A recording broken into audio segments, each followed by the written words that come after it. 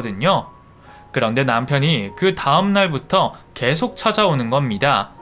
다행히 매번 아들이 출근하고 없을 때였어요. 한 번만 만나줘. 꼭 할 얘기가 있어서 그래. 사람 하나 살리는 셈 치고 제발 문 좀 열어주라. 응?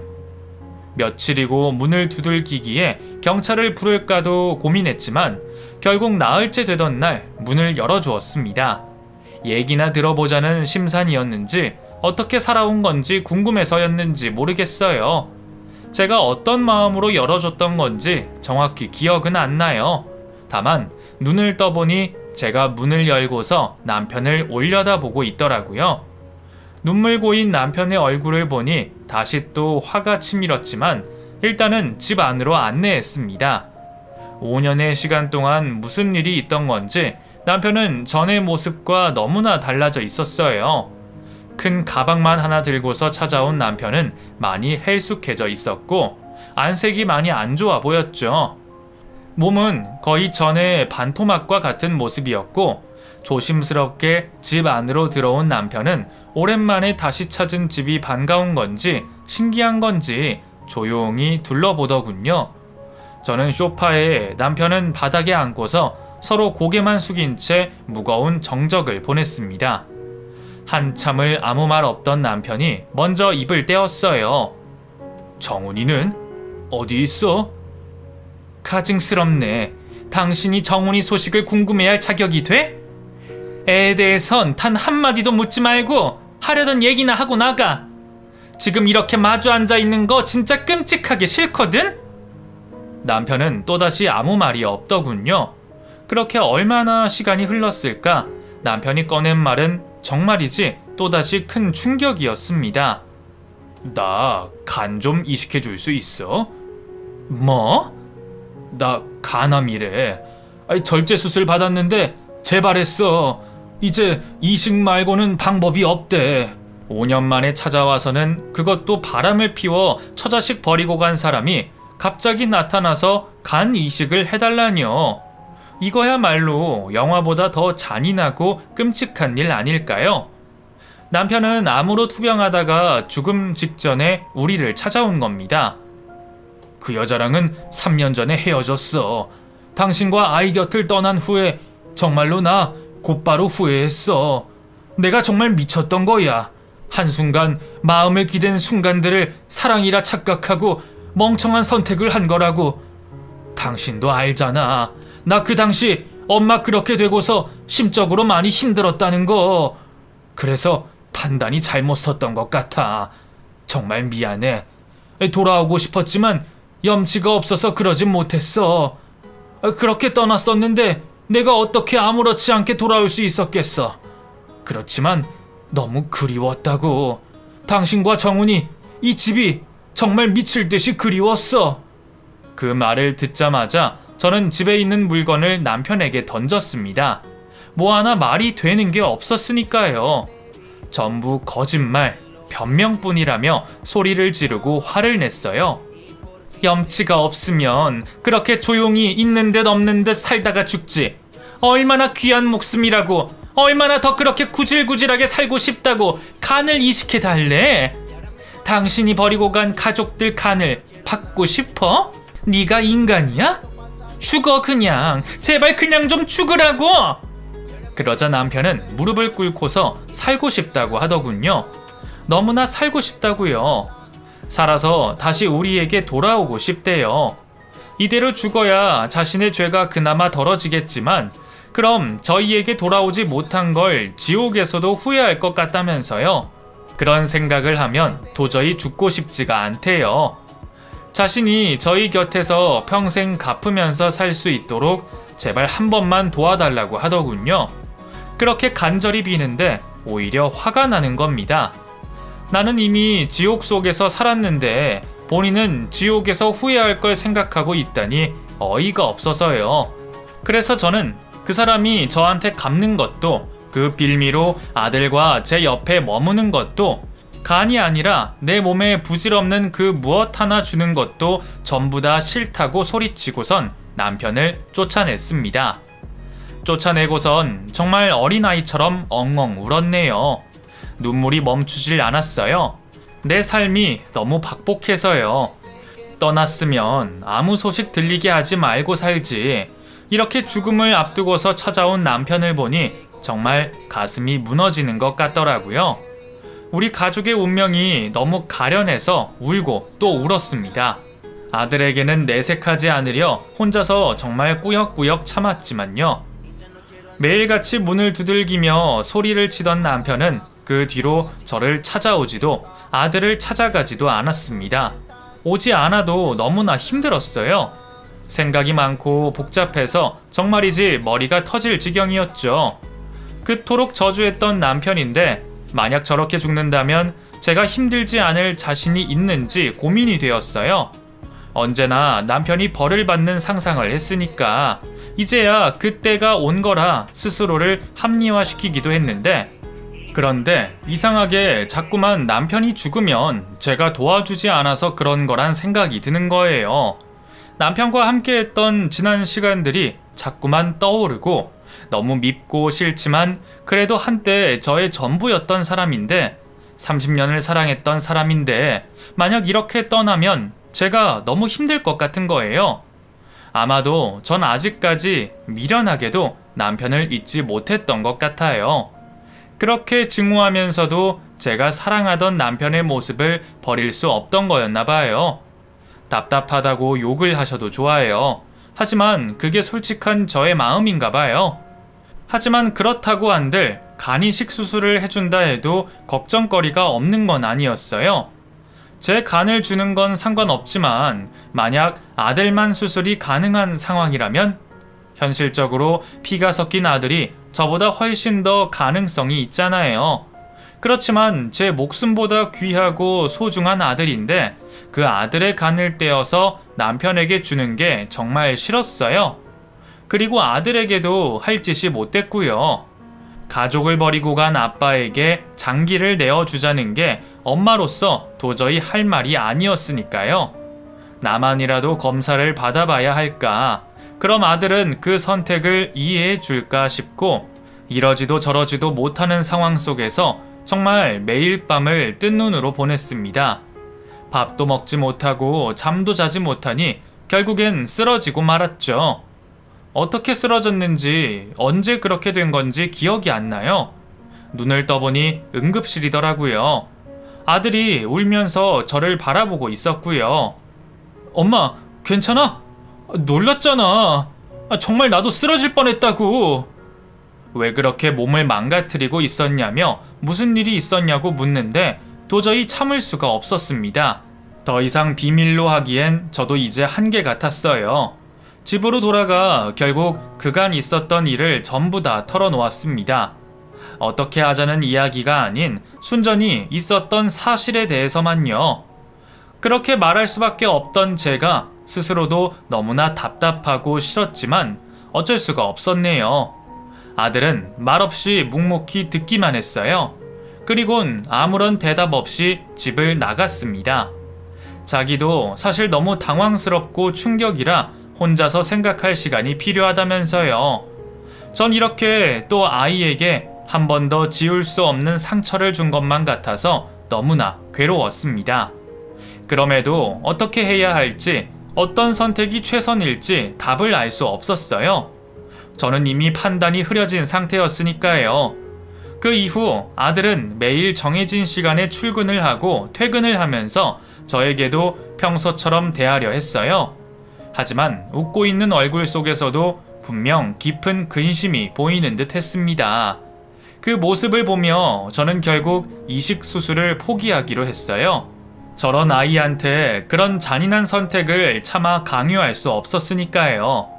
남편이 세상을 떠난다면 그건 그 사람의 운명이고 저희에 대한 죗값이라고 여기면 된다 생각했어요.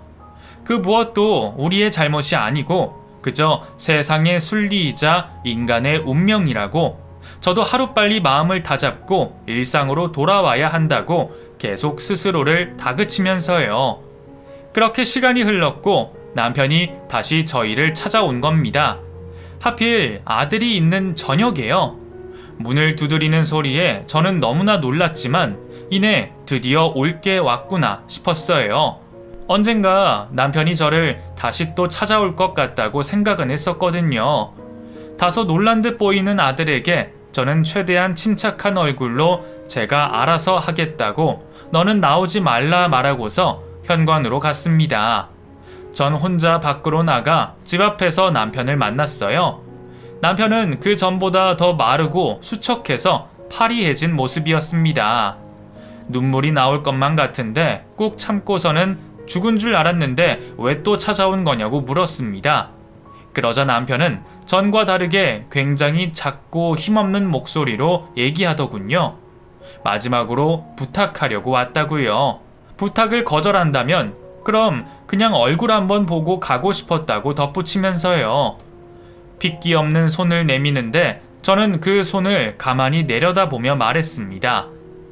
난 당신 보고 싶지 않고 아들 얼굴 보여줄 마음도 없어. 그게 당신 부탁에 대한 내 대답이야. 알겠지? 그러니까 그만 가. 제발 다신 찾아오지 마. 그렇게 말하고서 다시 집으로 들어가려는 그 순간 아들이 집에서 나오는 겁니다. 5년 만에 본 아빠 얼굴을 너무나 평온한 얼굴로 바라보면서요. 놀란 저는 아들의 팔을 잡고서 집으로 들어가자고 끌어당기는데 꿈쩍도 않고서 가만히 버티고 있는 거예요. 왜 그래 너? 들어가. 제발 좀 들어가라고. 이정훈, 엄마 말 계속 안 들을 거야? 너까지 내 말 안 듣는 거냐고? 그렇게 옆에서 당기고 소리치는데도 아들은 그저 가만히 남편을 바라보고 있었습니다. 남편은 오랜만에 본 아들이 반가워서 다가오면서도 염치 없는 건 아는지 이내 고개를 숙이더군요. 아빠가 널 볼 면목이 없어. 그 짧은 말 이후로 마치 남편과 제가 5년 만에 처음 만났던 그날처럼 또다시 깊은 정적이 흘렀습니다. 그런데 아들이 생각지 못한 말을 하더군요. 이식해 줄게요. 하루라도 빠른 게 좋으니까 당장 내일 모레 검사 받죠 뭐. 준비하고 있을 테니까 모레 오전에 찾아와요. 딱 그 말만 하고 저를 데리고 집으로 들어가더라고요.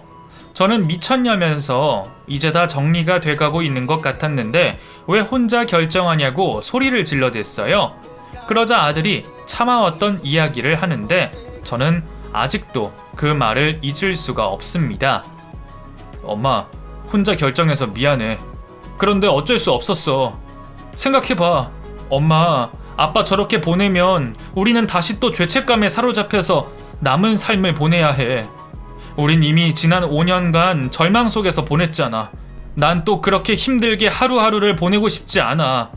엄마랑 나는 알잖아. 우리는 분명 후회할 거란 걸. 나 사실 아빠가 죽도록 미우면서도 그리웠어. 아빠랑 함께했던 시간이 너무 행복했으니까. 그 시간이 그립고 아빠도 보고 싶었어. 엄마도 나도 아닌 척했지만 사실 그렇잖아. 우리 그러니까 우선은 할 수 있는 걸 하자. 일단 살리고서 받아주지 않으면 돼. 그래서 괴로움 속에 꾸역꾸역 살게 만들자. 그게 우리가 할 수 있는 최고의 복수일지도 모르잖아. 여태껏 힘들지 않은 척, 그립지 않은 척 해왔지만 아들 눈에는 다 보였나 봐요. 아들 입으로 아빠가 사실 그리웠다는 말을 들으니 그게 너무나 슬프고 안쓰러웠습니다. 그동안 마음이 얼마나 괴롭고 힘들었을까 싶어서 아들을 끌어안고 펑펑 울면서 그동안 하지 못했던 이야기들을 했습니다. 엄마여서 참았던, 자식이어서 하지 못했던 이야기들을 털어놓으며 우리는 지난 5년간 지옥 속에서 버텼는 시간들을 다독여줄 수 있었습니다. 그렇게 아들은 남편과 함께 병원에서 검사를 받았고 이식 적합자로 결과가 나와 수술을 받았습니다. 그 과정과 시간들이 어떻게 흘러간지 모르겠어요. 말하자면 끝이 없지만 너무나 마음이 괴롭고 버거운 시간들이었습니다. 그 시간을 이겨내기 위해 이게 나와 아들이 한 가장 최고의, 최선의 선택이라고 스스로를 어르고 달랬던 것 같아요. 아들은 그래도 어려서 그런지 금방 회복할 수 있었고 남편도 다행인지 뭔지 수술 결과가 좋아서 더디지만 천천히 회복해 갔습니다. 가끔 남편의 병실에 찾아가긴 했어요. 짧은 안부를 주고받고선 곧바로 나왔지만요. 남편의 얼굴을 보니 그래도 살아서 다행이란 생각이 들더군요. 남편은 제가 올 때마다 조금씩 과거 이야기를 해줬어요. 고향으로 떠난 뒤 있었던 일, 그 여자와 있었던 시간, 그간 어떤 생각을 했는지 등에 대해서요. 한 귀로 흘려서 그런 건지 구체적으로 기억은 잘 안 납니다. 그건 전부 지나간 일이니까요. 더 이상 과거의 남편에게 과거의 이야기를 듣는 건 아무 의미 없다는 답을 내렸거든요. 이제 나랑 아들은 남은 삶을 살아갈 사람들이니까 앞으로의 이야기만 듣고 싶었습니다. 아들이 회복하고 나서 저희는 천천히 다시 일상으로 돌아가고 있었어요. 그렇게 또 5개월이 흘렀고 저도 어느덧 저의 하루를 되찾았습니다. 그러다 남편이 찾아왔고요. 건강을 다 회복한 건지 멀쩡해 보이더군요. 남편은 아주 자연스럽게 인사를 건네며 언제 합칠 건지에 대해 저에게 물었습니다. 자신이 이 집으로 돌아오는 상상을 매일 했었는데 이렇게 현실이 되니 신기하다 하더군요. 그러면서 부족한 자신을 받아줘서 살려줘서 고맙다며 두 손으로 제 손을 꼭 잡고서요. 역시나 그랬어요. 수술을 결정한 것부터가 남편은 재결합의 의미로 받아들인 거죠. 이 이야기를 들으며 아들은 식탁에 앉아 저만 가만히 바라보고 있더군요. 씩 미소를 짓고서요. 그때서야 아들이 어떤 계산을 했는지, 최고의 복수를 하자고 한 게 어떤 의미였는지 알겠더군요. 저는 남편의 손을 뿌리치고서 말했습니다. 재결합 같은 거 안 해. 당신이 인간이라면, 아빠라면, 아들 장기 받아서 살았으면 앞으로는 남 부끄럽지 않게 살아. 그거로 평생 죗값 갚는다고 생각하고.